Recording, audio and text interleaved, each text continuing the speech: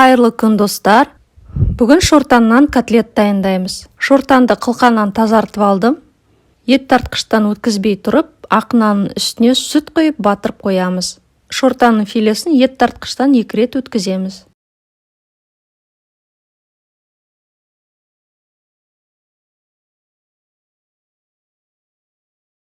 Сары май, сүтке езілген нанды және пиязды ет тартқыштан өткізіп аламыз.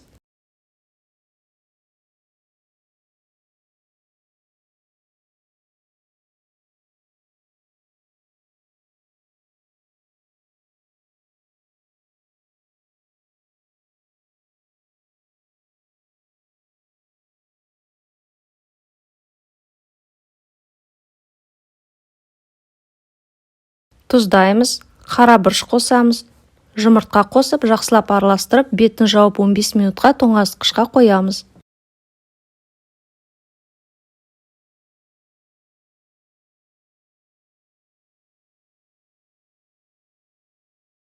Табаға өсімдік майын құйып қыздырамыз. Шортаннан жасалған фарш жабысқақ болып келеді.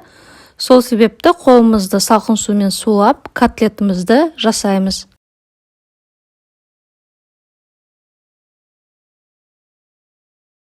Мен домалақ пішін бердім, өзіңізге ұнаған пішін беруге болады. Котлетімізді домалақтап, ұнға барлық жағынан аунатамыз.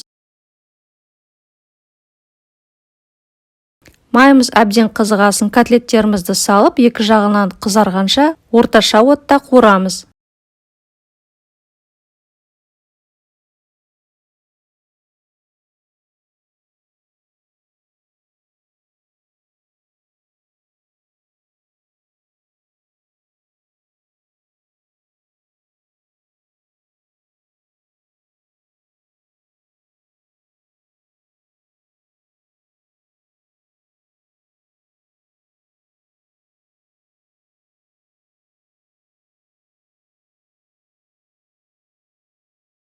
Міне осындай болып қызарды.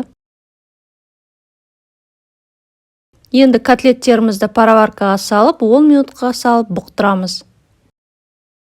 Егер пароварка болмаған жағдайда, табанның түбіне кішкене су құйып бұқтырсаңыз да болады.